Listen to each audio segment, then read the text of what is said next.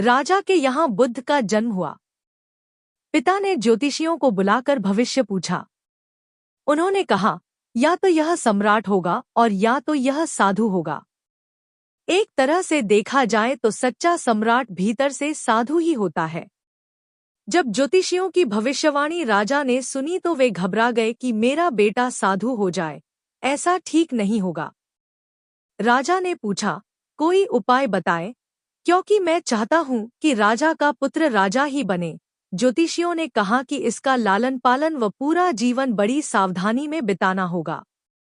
अर्थात आपका पुत्र सिद्धार्थ कभी किसी बूढ़े व्यक्ति को न देखे, कभी किसी बीमार व्यक्ति को न देखे और कभी किसी मरे हुए व्यक्ति को न देखे। जब तक ऐसा होगा तब तक वे राजा ही बने रहेंगे। अगर ऐसा नहीं हुआ तो वे साधु बन जाएंगे। राजा शुद्धोधन ने अपने पुत्र सिद्धार्थ के लिए बढ़िया से बढ़िया, बड़े बड़े महल, अच्छे से अच्छा भोजन, दास दासियां और खाने पीने के सामान आदि वस्तुओं के ढेर लगा दिए। पिता ने पुत्र को सुख सुविधाओं में इतना उलझा दिया कि उसे बाहर का संसार याद ही नहीं आया।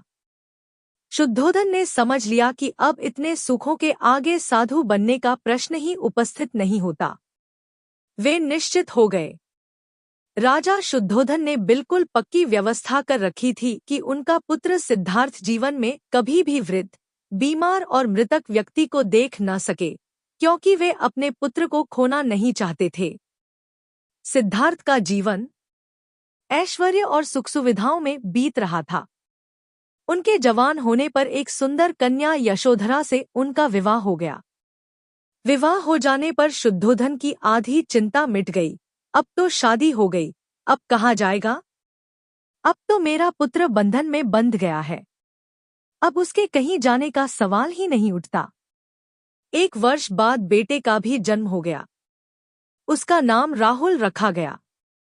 अब राजा शुद्धोधन को बिल्कुल पक्का विश्वास हो गया कि अब यह कहीं नहीं जा सकता। एक दिन सिद्धार्थ ने कहा कि पिताजी, आज तक मैंने कभी अपनी राजधानी नहीं देखी। आपकी आज्ञा हो तो आज देख आओ। राजा ने कहा, हाँ हाँ, अवश्य जाओ, अपना शहर देखकर आओ।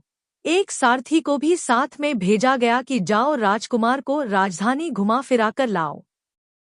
फिर भी राजा ने चाक चौबंद इंतजाम कर रखा था कि कहीं चूक न हो जाए। सिद्धार्थ के लिए राजधानी के प्रमुख मार्ग खूब सजाए गए थे, पर घूमते घूमते सिद्धार्थ ने थोड़ा उल्टा मार्ग ले लिया। वे उस मार्ग से गुजरने लगे जहां पर तैयारी नहीं थी और आज उनको बहुत आश्चर्य हुआ जब पहली बार उन्होंने एक बूढ़े आदमी को देखा, कमर झुकी हुई, पूरी चमड़ी में झुर्रियां पड़ी थी। वह परेशानी और दुहक से बेहाल था। उसकी चाल बहुत धीमी थी। बूढ़े की झुकी हुई कमर को देखकर सिद्धार्थ को एक झटका लगा और सारथी से उन्होंने पूछा, क्या एक दिन मैं भी बूढ़ा हो जाऊंगा? सारथी ने कहा, हाँ राजकुमार, हर व्यक्ति के जीवन में 3 अवस्थाएं आती हैं, बचपन, जवानी और बुढ़ापा। एक दिन तुम भी बुढ़ापे की अवस्था में जाओगे। हे राजकुमार, यह संसार का नियम है। चाहे गरीब हो या अमीर, सबका शरीर शिथिल अर्थात बूढ़ा होता है। राजकुमार सोच में पड़ गया। सारथी ने रथ को आगे बढ़ाया तो कुछ दूरी पर एक बीमार व्यक्ति मिला जो रोगों से घिरा हुआ था। उस पीड़ित व्यक्ति को देखकर राजकुमार का मन बहुत ही दुखी हुआ। राजकुमार ने पूछा, इसको क्या हुआ है?